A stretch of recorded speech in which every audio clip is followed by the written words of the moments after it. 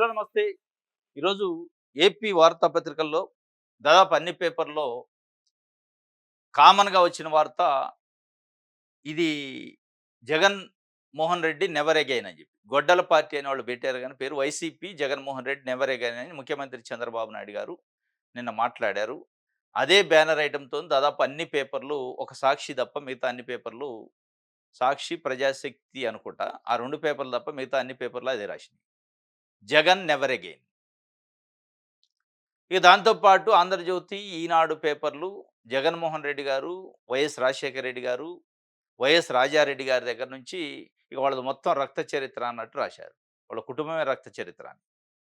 దీంట్లో interesting topic ఏందంటే జ తెలుగుదేశం పార్టీ అధ్యక్షుడు, ముఖ్యమంత్రి చంద్రబాబు నాయుడు గారు, లోకేష్ గారు మొత్తం తెలుగుదేశం పార్టీని సమర్థించే మీడియా ఈ మధ్య కాలంలో గొడ్డల పార్టీ అని చెప్పటం, రక్త చరిత్రల గురించి చెప్పడం అంటే జగన్మోహన్ రెడ్డి గారి వ్యక్తిత్వ హననాన్ని చేసే కార్యక్రమం పదే పదే చేస్తున్నారు. మొత్తం రాజశేఖర రెడ్డి ఫ్యామిలీని టార్గెట్ చేశారు. ఈ టార్గెట్‌లో ఏపీ పీసీసీ అధ్యక్షురాలుగా ఉన్న వైఎస్ షర్మిల ఎక్కడ స్పందించట్ల. వాళ్ళ నాన్నగారిని పదే పదే వ్యక్తిత్వ హననం చేస్తుంటే ఆ మాట. అట్ ద సేమ్ టైమ్ కూటమిలో ఉన్న బీజేపీ, జనసేన పార్టీ గూడా ఎక్కడ గూడా ఈ తెలుగుదేశం పార్టీ జగన్మోహన్ రెడ్డి పైన చేస్తున్న వ్యక్తిత్వ హననం కార్యక్రమంలో ఎక్కడ వాళ్ళు తోడు రావట్లే. ఇటు షర్మిల స్పందించాల్సిన షర్మిల స్పందించట్లేదు. కూటమిలో ఉన్న పార్టీలు తెలుగుదేశం పార్టీకి జతకట్టాల్సిన విషయంలో వాళ్ళు జతకట్టకుండుండ్రు.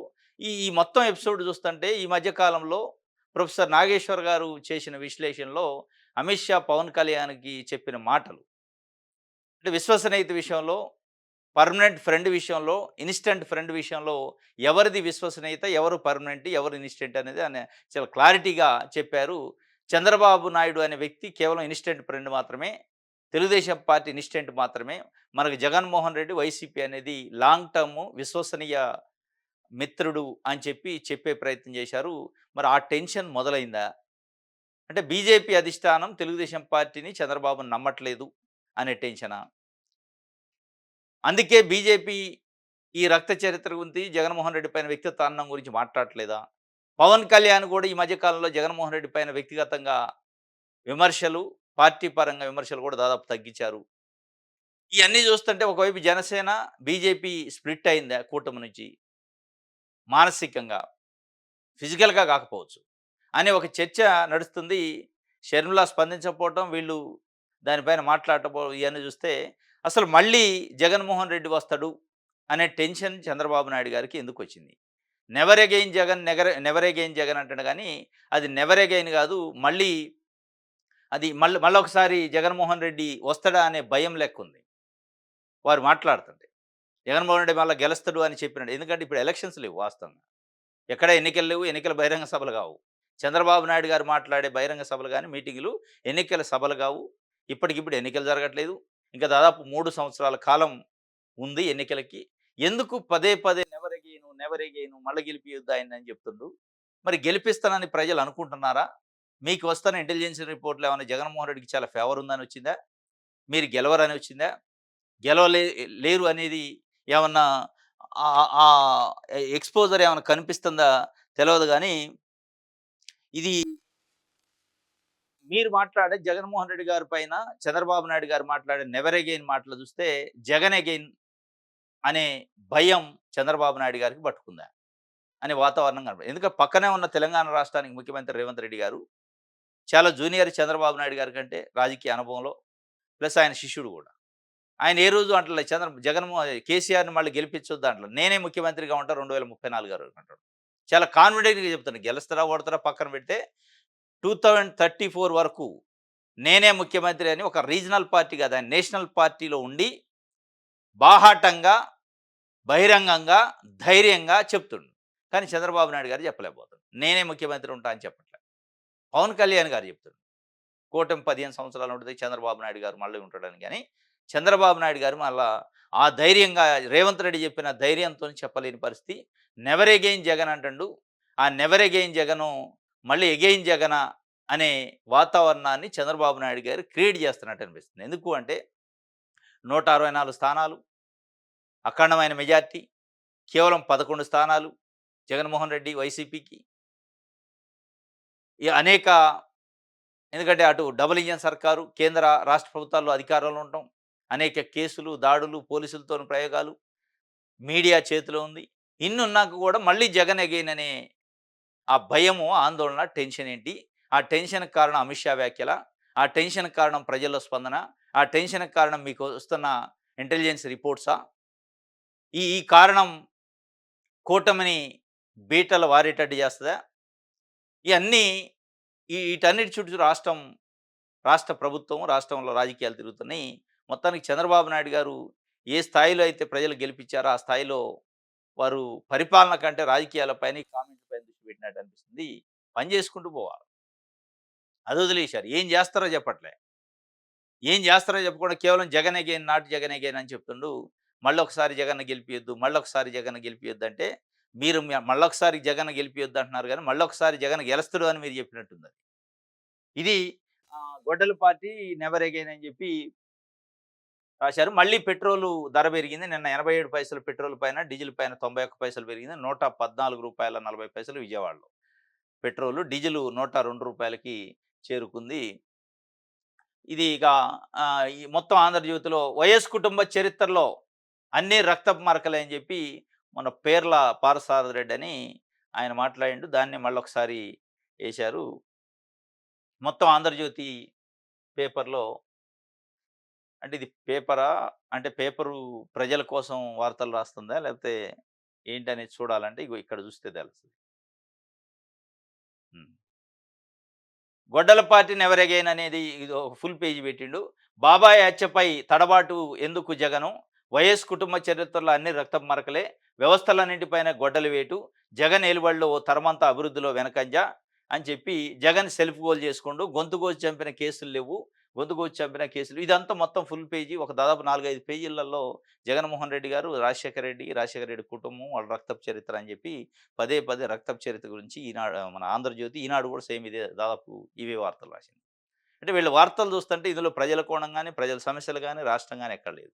కేవలం జగన్మోహన్ రెడ్డి లేదా రాజశేఖర రెడ్డి కుటుంబం పైన ఒక అక్కసుతోని వార్తలు రాసినట్టుంది తప్ప, ఇప్పుడు ఈ రక్తపు చరిత్రలతోని అవసరం లేదు. ఇయన్నీ చరిత్రలు ఎవరి చరిత్రలో వాళ్ళు ప్రజలు 2 తెలుగు రాష్ట్రాల్లో ఉన్న ప్రజలు రాజశేఖర రెడ్డి కుటుంబము, చంద్రబాబు నాయుడు గారి కుటుంబము, చరిత్రలు, వెన్నుపోట్లు, రక్తపోట్లు అన్నీ జూశారు.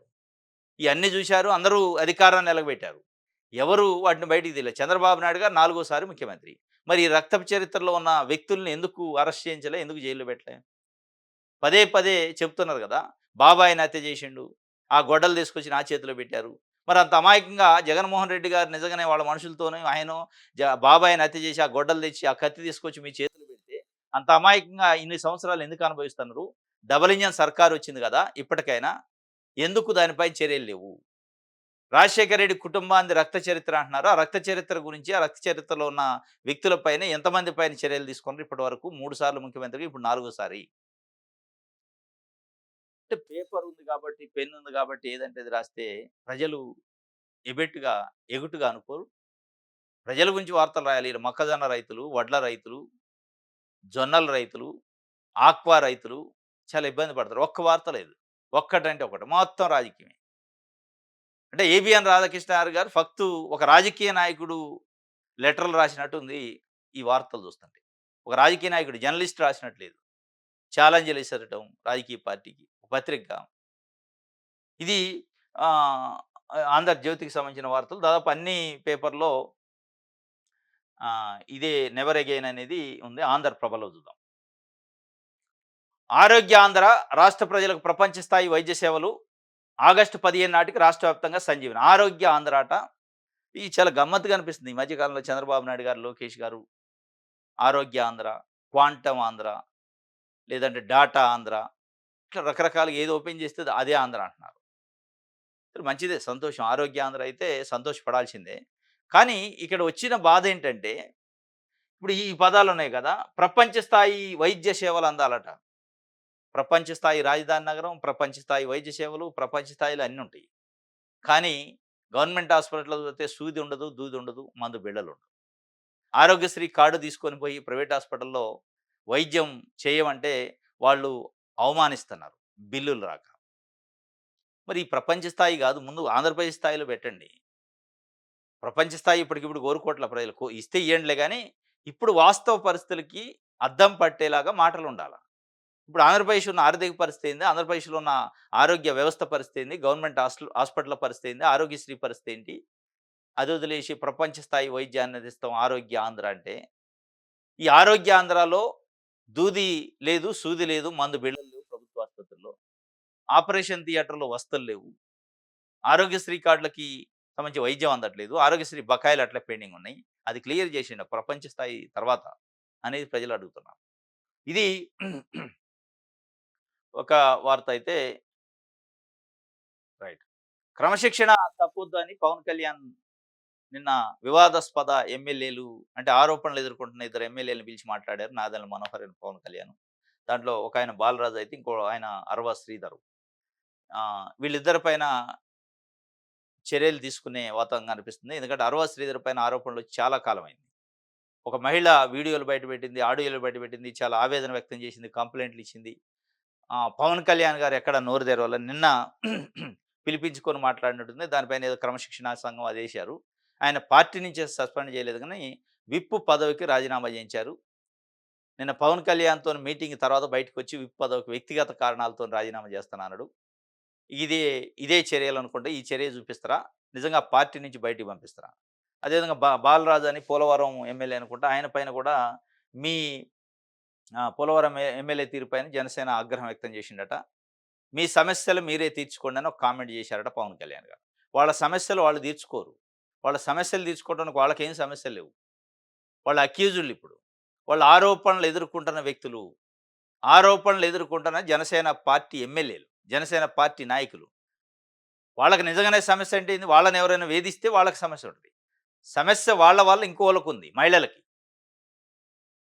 వాళ్ళ ఆ సమస్య సృష్టించిన వాళ్ళనే సమస్యను పరిష్కరించుకోండి అంటే దాని అర్థం ఏంటి? అనేది పవన్ కళ్యాణ్ గారు చెప్పాలా. వాళ్ళని మేనేజ్ చేసుకోండి, ఏదో క్లోజ్ చేసుకోండి అని చెప్పారా? లేదంటే మీ చర్యలు తీసుకుంటారా? సమస్యొచ్చింది. ఒక మహిళని వేధింపులకు గురి చేసిండు. గురి చేసిన దానిపైన జనసేన పార్టీగా మీరేం చర్య తీసుకుంటున్నారు? ప్రభుత్వంగా మీరేం చర్య తీసుకుంటున్నారు? మీ సమస్యలు మీరే పరిష్కరించుకోండి అంటే కోర్ట్ కూడా రేపు అదే అందనుకోండి.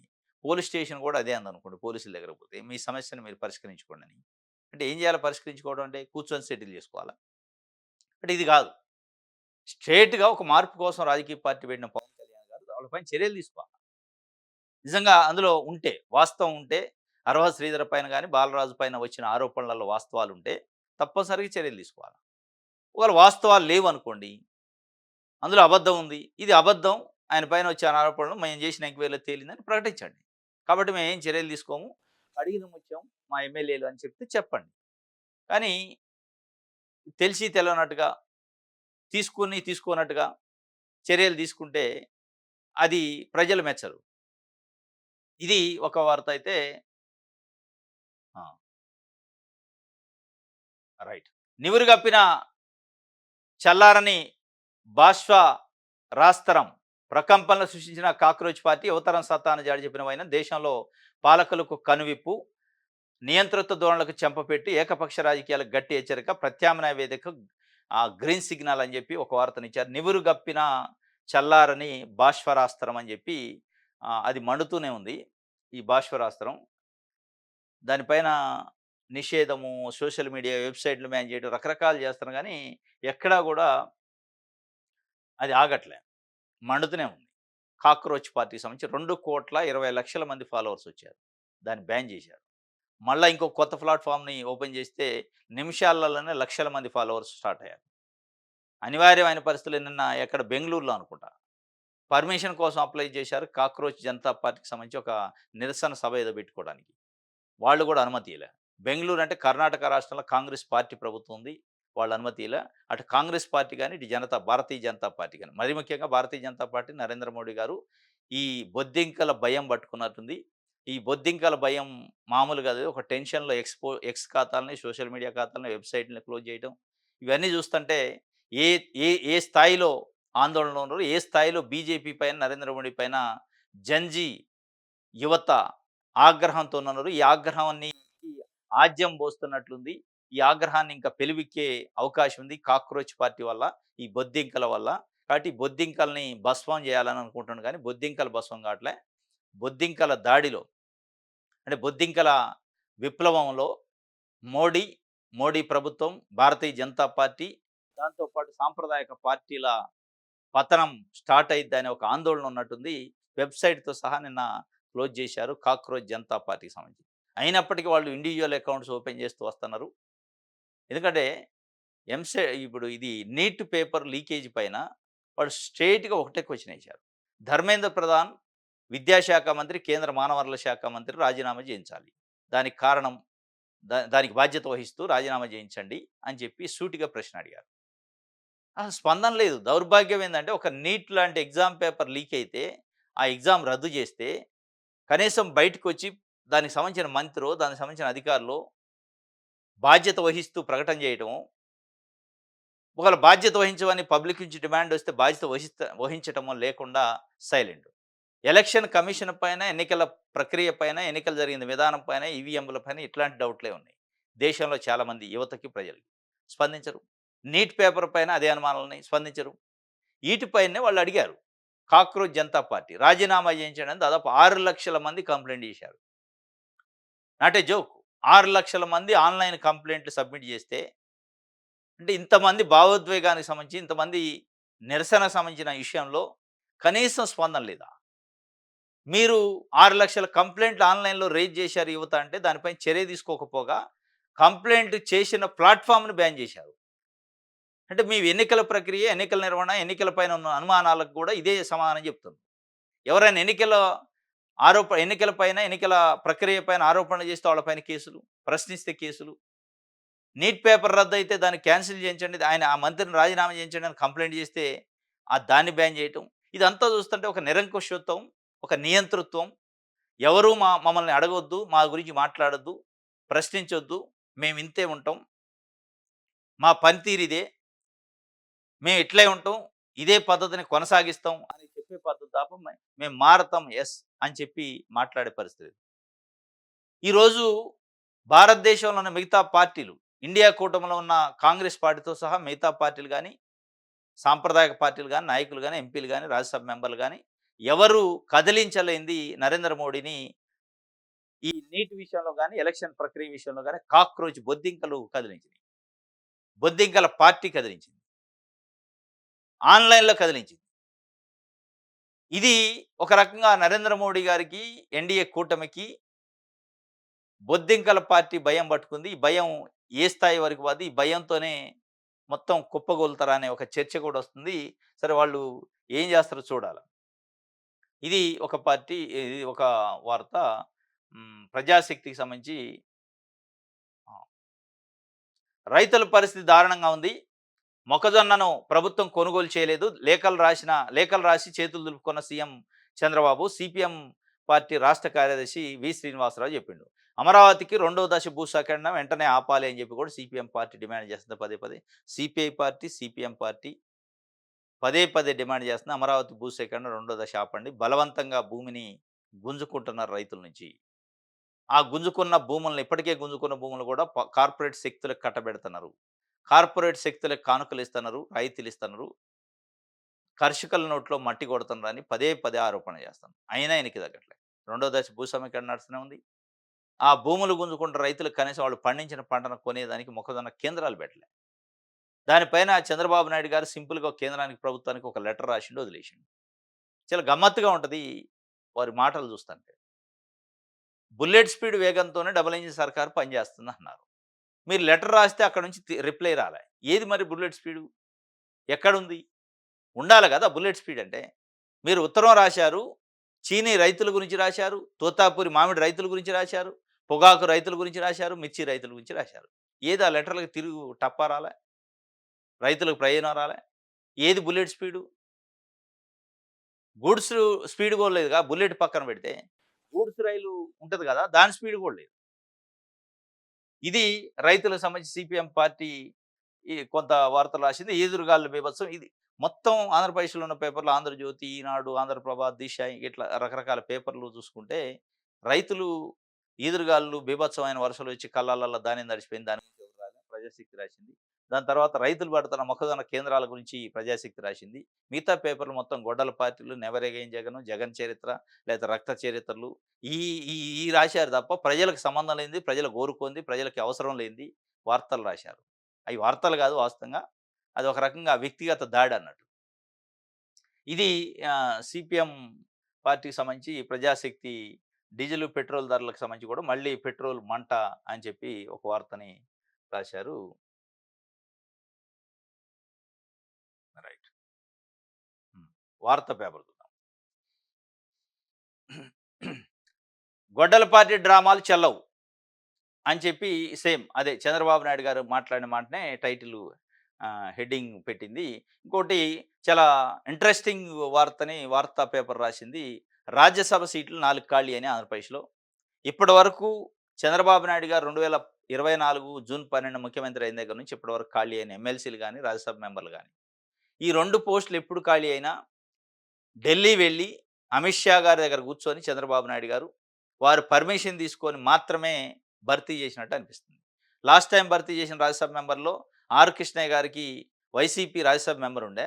అప్పటికప్పుడు ఆయనతోని ఆ రాజ్యసభ మెంబర్‌షిప్‌కి రాజీనామా చేయించి మళ్ళా బీజేపీ నుంచి ఎలక్ట్ అయిండు. ఆయన సెలెక్ట్ చేశారు. డైరెక్ట్‌గా ఇచ్చేశారు. ఇక దాంట్లో చంద్రబాబు నాయుడు గారు తెలుగుదేశం పార్టీ అయిష్టాలతోని సంబంధం లేకుండా డైరెక్ట్‌గా ఇగో మేము పలానా వ్యక్తికి ఇచ్చినాం. దాన్ని ఖాయం చేసేయి అని చెప్పిన దాఖలాలు అది ఎమ్మెల్సీ పోస్టులు కావచ్చు, రాజ్యసభ కావచ్చు. ఒక విధంగా ఏంటంటే తెలుగుదేశం పార్టీకి సంబంధించిన రాజ్యసభ, ఎమ్మెల్సీ సీట్లని భర్తీ చేసేది బీజేపీ అనే ఒక వాతావరణం వచ్చింది. ఇప్పుడు మళ్ళా 4 రాజ్యసభ సీట్లు ఖాళీ అయితే దాంట్లో కూడా బీజేపీ ఒకటి, జనసేన ఒకటి తీసుకున్న తర్వాత మిగిలిన 2లో టీడీపీ తీసుకోవడదనే ఒక చర్చ బయట నడుస్తుంది. మరి ఆ చర్చ సందర్భంలోనే రాజ్యసభ బీజేపీకి ఒక సీటు కూడా ఇవ్వలేము. బీజేపీకి రాజ్యసభ సీట్ ఇవ్వలేమని చంద్రబాబు నాయుడు గారు ప్రకటించినట్టు వార్తా పేపర్ రాసింది. ఆంధ్రజ్యోతిలో రాలే, ఈనాడులో రాలే, మిగతా ఏ పత్రికలో రాలే. ఒక వార్తా పేపర్‌లో వచ్చింది. నిజంగా అంత సాహసం చంద్రబాబు నాయుడు గారు చేస్తారా? బీజేపీని కాదని రాజ్యసభ సీటు బీజేపీ అడిగితే ఇవ్వకుండా పూర్తిగా తనే 4 సీట్లని తెలుగుదేశం పార్టీ తీసుకునే శక్తి ఇప్పుడుందా? నిజంగా ఆ ధైర్యం చేస్తారా అనే డౌట్ అయితే నాకుంది. నాకే కాదు చాలామంది ప్రజలకి కనిపిస్తుంది కూడా. ఆ భయము, ఆ ఆందోళన. ఎందుకంటే ఈ మధ్య కాలంలో అమిత్ షా, పవన్ కళ్యాణ్ గారికి చెప్పిన విశ్వసనీయ మిత్రులు, instant friend, long term friend ఈ కోణం ఇదంతా చూసిన తర్వాత అంత త్యాగం, అంత సాహసం చేయలేస్తారా? లేదా ఆ అమిత్ షా ఇట్లా అన్నాడు కాబట్టి నన్ను ఇన్‌స్టంట్ ఫ్రెండే అన్నాడు కాబట్టి అని మనసులో పెట్టుకొని మీకొక్కటి కూడా ఇయ్యను అని చెప్పే పద్ధతి ఉంటుందా? ఒకవేళ నిజంగానే ఆ పద్ధతే ఉంటే 2019కి ముందు 2014, 19 మధ్యలో ఇదే ఎన్‌డీఏ కూటమిలో భాగస్వామ్య పక్షంగా ఉండి లాస్ట్ చివరి సంవత్సరంలో 2018లో కూటమి నుంచి బయటకొచ్చి నల్ల చొక్కా యేసుకొని ధర్మ పోరాట దీక్షలు చేసిండు చంద్రబాబు నాయుడు గారు. సేమ్ ఆ సిట్యుయేషను ఈసారి 1 ఇయర్ ముందు కంటే 2 ఇయర్స్ ముందే వస్తదా? ఈ వాతావరణం చూస్తుంటే మరి అది వస్తదా? ఆ ధైర్యాన్ని నిజంగానే ఎన్‌డీఏ కూటమి నుంచి బయటకొచ్చే ధైర్యాన్ని చంద్రబాబు నాయుడు గారు చేస్తారా? అప్పుడు 2018లో వస్తే ఇప్పుడు 2027లోనే బయటకొచ్చే కార్యక్రమం ఏమన్నా ఉందో తెలవదు గానీ బీజేపీకి రాజ్యసభ టికెట్ అయితే ఇవ్వలేము అని తేల్చి చెప్పిండట సీఎం చంద్రబాబు నాయుడు గారు. ఆ తేల్చి చెప్తే వాళ్ళు మరి ఏం తేల్చి చెప్తారో చూడాలి. రైట్. ఈదురుగాలులకు భారీగా పంటలు నష్టపరిహారం, అరటి రైతులు కోలుకోలేని దెబ్బ తగిలిందని చెప్పి ఒక వార్తని ఇచ్చారు వార్తా పేపరు. రైట్.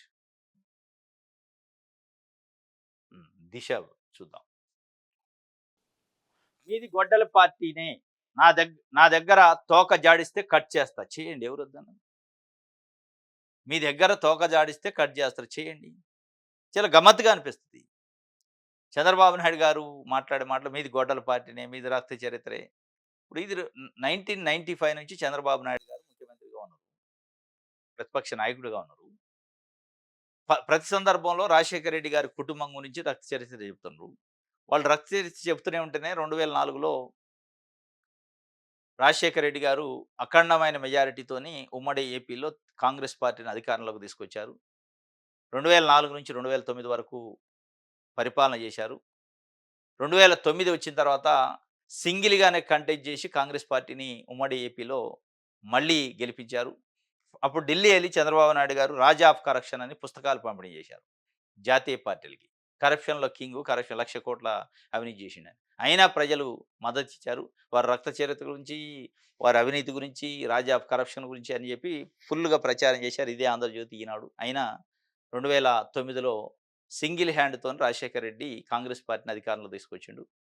దాని తర్వాత 2012లో జగన్మోహన్ రెడ్డి గారు పార్టీ పెట్టారు. పార్టీ పెట్టిన తర్వాత కూడా ఆ రోజు నుంచి ఈ రోజు వరకు సింగిల్‌గానే కంటెస్ట్ చేస్తున్నాడు. అది ఓడనే గెలవని. 2012 కావచ్చు, 2014 కావచ్చు, 2019 కావచ్చు, 2024 కావచ్చు. ఏ రోజు కూడా ఇంకో పార్టీ పైన డిపెండ్ కాలే, పొత్తు పెట్టుకోలే. మీరు అదే రాజా ఆఫ్ కరప్షన్ అంటారు, కరప్షన్ చెప్తారు, జైలు అంటారు, గొడ్డలు అంటారు, బాబాయ్ అంటారు, రక్త చరిత్ర అంటారు. ఇయన్నీ చెప్పినప్పటికీ పదే పదే ఎన్నికల్లో కంటెస్ట్ చేస్తున్నారు, గెలుస్తున్నారు, వాడుతున్నారు. 40% ఓట్లొస్తున్నాయి. ఈ సింగిల్‌గా. కానీ చంద్రబాబు నాయుడు గారి గురించి ఎన్టీ రామారావు గారు ఎన్నుపోటుదారుడని చెప్పిండు. అమిత్ షా గారు ఇన్‌స్టంట్ ఫ్రెండ్ అని చెప్పిండు. నమ్మటానికి వీల్లేదని చెప్పిండు. ఇటువంటి పెద్ద పెద్ద నాయకులు చంద్రబాబు నాయుడు గారి చరిత్ర చెప్పారు. చంద్రబాబు నాయుడు గారు పదే పదే నేను నీతివంతుడిని, నాకంటే మించినోడు లేడు అని చెప్పినప్పటికీ ఏ రోజు కూడా సింగిల్‌గా కంటెస్ట్ చేసి గెలిచిన దాఖలాలు లేవు. ఓడిపోవటం తప్ప. సింగిల్‌గా కంటెస్ట్ చేస్తే ఓడిపోవటమే. గెలిచిందది. 1995 నుంచి 2004 వరకు వాజ్పేయి గారి చరిష్మాని వాడుకొని 2 సార్లు, ఒకసారి గెలిచినట్టు. తర్వాత 2014లో మోడీ చరిష్మాను వాడుకొని 2024 కూడా మళ్ళీ మోడీ చరిష్మాను వాడుకొని గెలిచినట్టు. ఇక ఓడిపోయిన సందర్భాలు సింగిల్‌గా కంటెస్ట్ చేసినా, లేదా కూటమిగా వచ్చినా ఓడిపోయిన సందర్భాలు ఉన్నాయి. అంటే మొత్తంగా విశ్లేషణ చేస్తే ఇది కనిపిస్తుంది మనకి. ఎంత మీరు గొడ్డల పార్టీ లేదా జైలుకి పోయిండు, అవినీతి చేసిండు, ఇది చెప్పి చెప్పి ఉంది రికార్డే కదా! పాత రికార్డే కదా! కొత్తగా ఏముంది ఇందులో అనేది ప్రజలు మాట్లాడుకుంటున్న పరిస్థితి. రైట్. ఇది దిశకి సంబంధించి. హ్మ్. సాక్షి. రైట్. 22A భూములపై బాబు దొంగాట, చంద్రబాబు సర్కార్ ఖాతాలకు మరో క్రెడిట్ చోరీ. ఇన్నాళ్ళు రైతులను ఇబ్బంది పెట్టి ఇప్పుడు రాక్షసుడిని, రక్షకుడినని అంటున్న వైనం 2014, 19 మధ్యలో 6,00,000 ఎకరాలను 22A జాబితాలో పెట్టింది చంద్రబాబే. 22A జాబితా నుంచి విముక్తి చేస్తాం 1,90,000 ఎకరాలనని చంద్రబాబు నాయుడు గారు ఒక డెసిషన్ తీసుకున్నారు.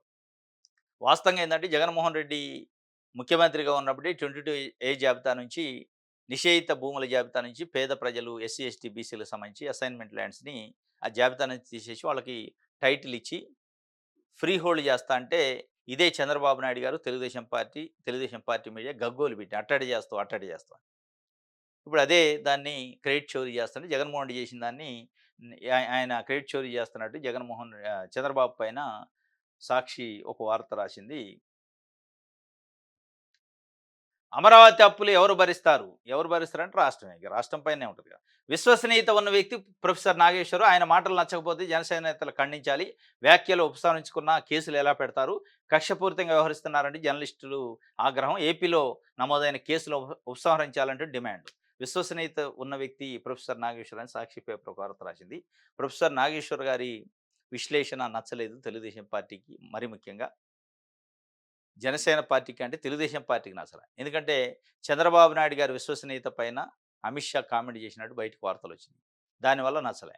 ఇక దాన్ని జనసేన పార్టీని అడ్డం పెట్టి ఇప్పుడు కేసులు పెట్టడం, ఇంకోటో చేస్తున్నారు. అయినా ఆయన వ్యాఖ్యల్ని వెనక్కి తీసుకుండు కూడా. తీసుకున్నాక కూడా దాన్ని అదే పద్ధతిలో లీగల్‌గా ఇది కేసులు ఉంచడం అనేది తప్పు అని చెప్పి జర్నలిస్ట్ సంఘాలు నిరసన వ్యక్తం చేసి, అంటే ఆయన చెప్పిందేదో అబద్ధమనో, ఆయన చెప్పిన దాంట్లో వాస్తవం లేదనే కేసులు పెట్టలే. ఆయన చెప్పిన దాని వల్ల తెలుగుదేశం పార్టీకి ఇబ్బందికరమైన పరిస్థితి, చంద్రబాబు నాయుడు గారికి ఇబ్బందికరమైన పరిస్థితి వచ్చింది. దాని నుంచి బయటపడాలంటే ఏదో కేసులు పెట్టి భయానో, నయానో ఆ వ్యాఖ్యలను ఉపసంహరణ చేస్తే కొంతన్నా ఉంటది. కానీ వ్యాఖ్యలు వెళ్ళిపోయినాయి. ఆయన ఉపసంహరించినా, ఉపసంహరించకపోయినా ఆ వ్యాఖ్యల్లో నిజమెంత, వాస్తవం ఎంత అనేది ప్రజలు ఒక విశ్లేషణకొచ్చారు. ఇది ఒక వార్త. హ్మ్. రైట్.